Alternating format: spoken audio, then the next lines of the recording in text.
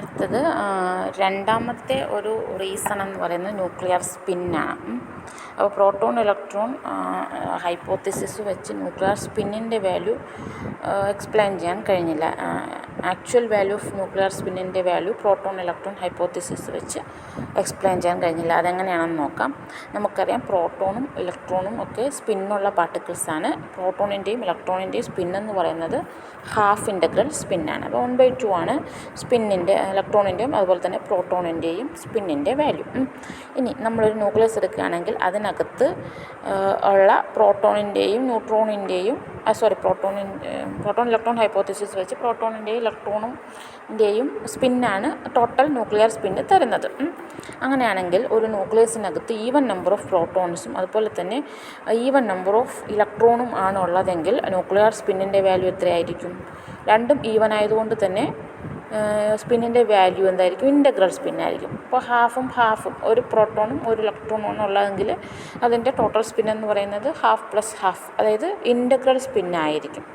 അതേസമയം odd number of പ്രോട്ടോണും even number of ഇലക്ട്രോണും, അല്ലെങ്കിൽ തിരിച്ച് ഓഡ് നമ്പർ ഓഫ് ഇലക്ട്രോണും ഈവൻ നമ്പർ ഓഫ് പ്രോട്ടോണും ഉള്ള ഒരു ന്യൂക്ലിയസിനെ സംബന്ധിച്ചിടത്തോളം എന്തായിരിക്കും? ആ ന്യൂക്ലിയർ സ്പിൻ എന്ന് പറയുന്നത് ഹാഫ് ഇൻ്റഗ്രൽ സ്പിന്നായിരിക്കും. ഫോർ എക്സാമ്പിൾ, അതായത് 3 നമ്പർ ഓഫ് പ്രോട്ടോൺസും 2 ഇലക്ട്രോണും ഉള്ള ഒരു ന്യൂക്ലിയസിനെ സംബന്ധിച്ചിടത്തോളം പ്രോട്ടോണിൻ്റെ സ്പിന്ന് 3/2 ആയിരിക്കും. അതുപോലെ തന്നെ ഇലക്ട്രോണിൻ്റെ സ്പിന്ന് 1 ആയിരിക്കും. അങ്ങനെയാണെങ്കിൽ ടോട്ടൽ സ്പിൻ എന്ന് പറയുന്നത് 3/2 + 2 ഓർ -2 എന്ന് പറയുന്നത് ഹാഫ് ഇൻ്റഗ്രൽ സ്പിന്നായിരിക്കും. അതാണ് പ്രോട്ടോൺ ഇലക്ട്രോൺ ഹൈപ്പോത്തിസിസ് പ്രകാരം ഒരു ന്യൂക്ലിയസിൻ്റെ എന്താണെന്ന് പറയുന്നത് സ്പിന്നിൻ്റെ വാല്യൂ എന്ന് പറയുന്നത്. എന്നാൽ നമ്മൾ ഒരു എക്സാമ്പിളായിട്ട് ഡ്യൂട്രോൺ എടുക്കുകയാണ്. ഡ്യൂട്രോണിൻ്റെ കേസിൽ പ്രോട്ടോൺ ഇലക്ട്രോൺ ഹൈപ്പോത്തിസിസ്, ഡ്യൂട്രോൺ എന്താണെന്നറിയാം, H12 ആണ് ഡ്യൂട്രോൺ, അതായത് മാസ് നമ്പർ 2ഉം അറ്റോമിക് നമ്പർ 1ഉം ഉള്ള ഒരു ന്യൂക്ലിയസ് അല്ലെങ്കിൽ ഒരു ആറ്റമാണ് ഡ്യൂട്രോൺ എന്ന് പറയുന്നത്. അപ്പോൾ പ്രോട്ടോൺ ഇലക്ട്രോൺ ഹൈപ്പോത്തിസിസ് പ്രകാരം ഡ്യൂട്രോണിനകത്ത് 2 പ്രോട്ടോൺസും അതുപോലെ തന്നെ എത്രയുണ്ട്? 1 ഇലക്ട്രോണും ആണ് ഉള്ളത്. 2 പ്രോട്ടോണും 1 ഇലക്ട്രോണും ഉള്ള ഡ്യൂട്രോണിൻ്റെ സ്പിന്നിൻ്റെ വാല്യൂ എന്തായിരിക്കും? 2 പ്രോട്ടോണിൻ്റെ സ്പിൻ എന്ന് പറയുന്നത് 1ഉം അതുപോലെ തന്നെ 1 ഇലക്ട്രോണിൻ്റെ സ്പിൻ എന്ന് പറഞ്ഞാൽ ഹാഫുമായിരിക്കും അല്ലേ. അപ്പോൾ ടോട്ടൽ സ്പിൻ എന്ന് പറയുന്നത് 1 + or - ഹാഫ്, അതായത് 1 + ഹാഫ് ആണെങ്കിൽ 3/2 ആയിരിക്കും, അല്ലെങ്കിൽ 1/2 ആയിരിക്കും ഡ്യൂട്രോണിൻ്റെ സ്പിന്നിൻ്റെ വാല്യൂ, സ്പിൻ ആംഗുലാർ മൊമെൻറ്റത്തിൻ്റെ വാല്യൂ എന്ന് പറയുന്നത്. പക്ഷേ എക്സ്പെരിമെൻ്റലി നമ്മൾ ചെയ്തപ്പോൾ കിട്ടിയത് ഡ്യൂട്രോണിൻ്റെ സ്പിൻ എന്ന് പറയുന്നത് എന്താണ്? ഡ്യൂട്രോണിൻ്റെ സ്പിന്നിൻ്റെ വാല്യൂ 1 ആണ്, അതായത് ഇൻ്റഗ്രൽ സ്പിന്നാണ് നമുക്ക് ഹാഫ് ഇൻ്റഗ്രൽ അല്ല, ഇൻ്റഗ്രൽ സ്പിന്നാണ് കിട്ടിയത്. അപ്പോൾ അതും എന്താണ്? പ്രോട്ടോൺ ഇലക്ട്രോൺ ഹൈപ്പോത്തിസിസ് തെറ്റാണ് എന്നാണ് ഡ്യൂട്രോണിൻ്റെ സ്പിന്നിൻ്റെ വാല്യൂ കാൽക്കുലേറ്റ് ചെയ്തപ്പോഴും നമുക്ക് മനസ്സിലായത്. ഇനി അടുത്ത മൂന്നാമത്തെ ഒരു കാര്യം എന്ന് പറയുന്നത് മാഗ്നറ്റിക് മൊമെൻ്റാണ്, ന്യൂക്ലിയർ മാഗ്നറ്റിക് മൊമെൻ്റാണ്. അപ്പം നമുക്കറിയാം പ്രോട്ടോൺ ഇലക്ട്രോൺ ഹൈപ്പോത്തിസിസ് വെച്ച് അത് ന്യൂക്ലിയസിനകത്ത് പ്രോട്ടോണും ഇലക്ട്രോണുമാണുള്ളത്. അപ്പോൾ പ്രോട്ടോണും ഇലക്ട്രോണും മൂവ് ചെയ്യുമ്പോൾ എന്തായാലും ചാർജ്ഡ് പാർട്ടിക്കിൾസ് ആയതുകൊണ്ട് തന്നെ അതിന് ഒരു മാഗ്നറ്റിക് പ്രോപ്പർട്ടി കാണിക്കും, മാഗ്നറ്റിക് ഫീൽഡ് വരും, അങ്ങനെ മാഗ്നറ്റിക് മൊമെൻ്റ് ഒക്കെ വരും. അതായത് പ്രോട്ടോണും ഇലക്ട്രോണിനും മാഗ്നറ്റിക് പ്രോപ്പർട്ടി ഉണ്ട്, മൂവ് ചെയ്യുന്നതുകൊണ്ട്. അപ്പോൾ നമുക്കറിയാം ന്യൂക്ലിയർ മാഗ്നറ്റിക് മൊമെൻറ്റും അതുപോലെ തന്നെ ഇലക്ട്രോണിൻ്റെ ആറ്റമിക് മാഗ്നറ്റിക് മൊമെൻറ്റും അറിയാം. നമ്മൾ ന്യൂക്ലിയർ മാഗ്നറ്റിക് മൊമെൻറ്റ് ന്യൂക്ലിയർ മാഗ്നട്രോണിൻ്റെ ടേമിലാണ് എക്സ്പ്രസ് ചെയ്യുന്നത്. എന്നാൽ ഇലക്ട്രോണിൻ്റെ മാഗ്നറ്റിക് മൊമെൻറ്റ് അല്ലെങ്കിൽ ആറ്റമിക് മാഗ്നറ്റിക് മൊമെൻറ്റ് ബോർ മാഗ്നട്രോണിലുമാണ് എക്സ്പ്രസ് ചെയ്യുന്നത്. ഓക്കെ, ന്യൂക്ലിയർ മാഗ്നറ്റിക് മൊമെൻറ്റ് അല്ലെങ്കിൽ ന്യൂക്ലിയർ മാഗ്നട്രോൺ μn-ൻ്റെ വാല്യൂ EH/2mp എന്നാണ്. അപ്പോൾ ന്യൂക്ലിയർ മാഗ്നറ്റിക് മൊമെൻറ്റ് എന്ന് പറയുന്നത് μn-ൻ്റെ ടേമിൽ എക്സ്പ്ലെയിൻ ചെയ്യുമ്പോൾ അതിൻ്റെ വാല്യൂ നമ്മൾ എത്രയാണെന്ന് കഴിഞ്ഞ ക്ലാസ്സിൽ പറഞ്ഞതാണ്. അതുപോലെ തന്നെ ബോർ മാഗ്നട്രോണിൻ്റെ വാല്യൂ എന്ന് പറഞ്ഞാൽ EH/2me ആണ്. ഓക്കെ, ന്യൂക്ലിയർ മാഗ്നട്രോണിൻ്റെ വാല്യൂ EH/2mp-യും അതുപോലെ തന്നെ ബോർ മാഗ്നട്രോണിൻ്റെ വാല്യൂ EH/2me-യുമാണ്. അപ്പോൾ നമ്മൾ ഈ 2 വാല്യൂവും കാൽക്കുലേറ്റ് ചെയ്തപ്പോൾ എത്രയാണ്? ബോർ മാഗ്നട്രോൺ എന്ന് പറയുന്നത് ന്യൂക്ലിയർ മാഗ്നട്രോണിനേക്കാൾ 1840 മടങ്ങങ്ങാണ്ട് കൂടുതലാണ്. നിങ്ങൾ എക്സാക്റ്റ് വാല്യൂ സബ്സ്റ്റിറ്റ്യൂട്ട് ചെയ്ത് നോക്കുമ്പോൾ നിങ്ങൾക്ക് മനസ്സിലാകും. അപ്പോൾ അതായത് ന്യൂക്ലിയർ മാഗ്നറ്റിക് മൊമെൻറ്റ് ഈസ് അല്ലെങ്കിൽ എന്താണ് magnetic moment of electron is about 1000 times more than the value of nuclear magnetic moment. Nuclear magnetic മൊമെൻറ്റിനേക്കാൾ 1000 മടങ്ങെങ്കിലും കൂടുതലാണ് ഇലക്ട്രോണിൻ്റെ മാഗ്നറ്റിക് മൊമെൻ്റ് എന്ന് പറയുന്നത്. അങ്ങനെ വരുമ്പോൾ ഈ ഒരു ഇലക്ട്രോൺ ന്യൂക്ലിയസിനകത്ത് എക്സിസ്റ്റ് ചെയ്യുകയാണെങ്കിൽ ആ ഇലക്ട്രോൺ ഉള്ള ന്യൂക്ലിയസിൻ്റെ മാഗ്നറ്റിക് മൊമെൻറ്റ് എന്ന് പറയുന്നത് അതിൻ്റെ കൺസിഡറബിൾ പാർട്ടും കൊടുക്കുന്നത് ആരാണ്? ഇലക്ട്രോണിൻ്റെ മാഗ്നറ്റിക് മൊമെൻ്റാണ്. കാരണം ഇലക്ട്രോണിൻ്റെ മാഗ്നറ്റിക് മൊമെൻറ്റ് ന്യൂക്ലിയസിൻ്റെ അല്ലെങ്കിൽ പ്രോട്ടോണിൻ്റെ മാഗ്നറ്റിക് മൊമെൻറ്റിനേക്കാൾ 1000 മടങ്ങ് കൂടുതലായതുകൊണ്ട് തന്നെ ന്യൂക്ലിയസിൻ്റെ മാഗ്നറ്റ് എന്ന് പറയുന്നത് is equal to the magnetic moment of electron. അതാണ്, അങ്ങനെ ആയിരിക്കണം പ്രോട്ടോൺ ഇലക്ട്രോൺ ഹൈപ്പോത്തിസിസ് വെച്ച് നമ്മൾ കാൽക്കുലേറ്റ് ചെയ്യുമ്പോൾ വരുന്നത്. കാരണം ഇലക്ട്രോൺ ന്യൂക്ലിയസിനകത്ത് ഉള്ളതുകൊണ്ട്. അങ്ങനെയാണെങ്കിൽ പക്ഷേ നമ്മൾ എക്സ്പെരിമെൻ്റലി കാൽക്കുലേറ്റ് ചെയ്തപ്പോൾ ന്യൂക്ലിയസിൻ്റെ മാഗ്നറ്റിക് മൊമെൻ്റ് എന്ന് പറയുന്നത് is of the order of the magnetic moment of proton, അല്ലേ?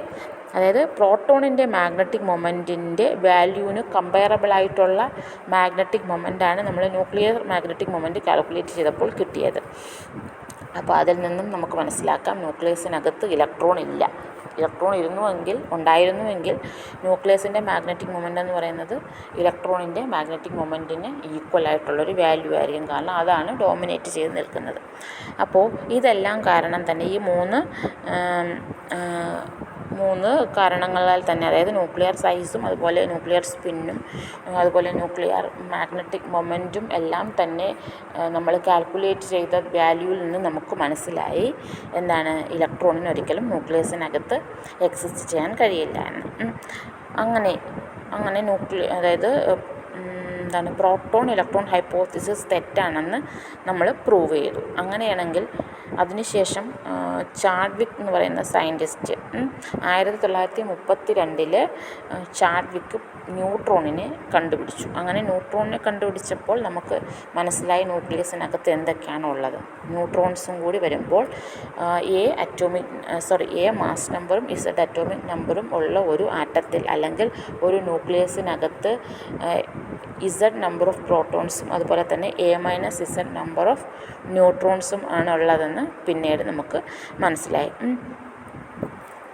അതുപോലെ atom as a whole neutral ആയതുകൊണ്ട് തന്നെ എക്സ്ട്രാ ന്യൂക്ലിയർ സ്പേസിൽ ന്യൂക്ലിയസിന് ചുറ്റും ഇലക്ട്രോൺസ്, അതായത് Z number of electrons revolve ചെയ്യുന്നു. അതുകൊണ്ട് തന്നെ ന്യൂക്ലിയസിൻ്റെ ചാർജും അതുപോലെ ഇലക്ട്രോണിൻ്റെ ചാർജും തമ്മിൽ ക്യാൻസൽ ചെയ്ത് പോയിട്ട് ആറ്റത്തിൻ്റെ ചാർജ് എന്ന് പറയുന്നത് ന്യൂട്രലാണെന്നും നമുക്ക് എക്സ്പ്ലെയിൻ ചെയ്യാൻ കഴിയും. അപ്പോൾ അതാണ് പ്രോട്ടോൺ ന്യൂട്രോൺ ഹൈപ്പോത്തിസിസ് പറയുന്നത്. ഇനി ഈ പ്രോട്ടോൺ ന്യൂട്രോൺ ഹൈപ്പോത്തിസിസിന് കുറച്ച് മെറിറ്റ്സ് ഉണ്ട്. അതായത് ഒന്നാമത്തെ മെറിറ്റ് എന്ന് പറയുന്നത് ന്യൂക്ലിയർ സ്പിന്നിൻ്റെ വാല്യൂ അതുപോലെ തന്നെ ന്യൂക്ലിയർ മാഗ്നറ്റിക് മൊമെൻറ്റിൻ്റെ വാല്യൂമൊക്കെ നമ്മൾ എക്സ്പെരിമെൻ്റലി കാൽക്കുലേറ്റ് ചെയ്ത വാല്യൂവുമായിട്ട് നമുക്ക് എക്സാക്റ്റായിട്ട് തിയറട്ടിക്കലി എക്സ്പ്ലെയിൻ ചെയ്യാൻ കഴിഞ്ഞു.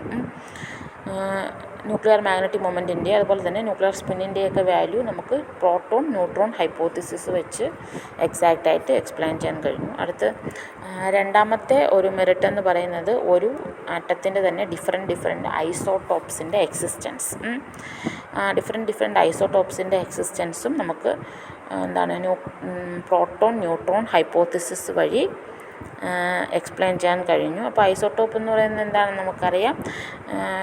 Atoms of same element which differ only in the number of ന്യൂട്രോൺസിൻ്റെ നമ്പർ മാത്രം ആണ് ഐസോടോപ്പിൽ വേരി ചെയ്യുന്നത്. അതിൻ്റെ നമ്പർ ഓഫ് പ്രോട്ടോൺസിൻ്റെ എണ്ണം സെയിം ആയിരിക്കും. ന്യൂട്രോണിൻ്റെ എണ്ണം മാത്രമേ വേരി ചെയ്യുന്നു. Different number of neutrons and same number of protons ഉള്ള എലമെൻറ്റ്സാണ് അല്ലെങ്കിൽ ന്യൂക്ലിയസിനെയാണ് നമ്മൾ ഐസോടോപ്സ് എന്ന് പറയുന്നത്. അപ്പോൾ ആ ഐസോടോപ്പിൻ്റെ എക്സിസ്റ്റൻസും നമുക്ക് പ്രോട്ടോൺ ന്യൂട്രോൺ ഹൈപ്പോത്തിസിസ് വഴി എക്സ്പ്ലെയിൻ ചെയ്യാൻ കഴിഞ്ഞു.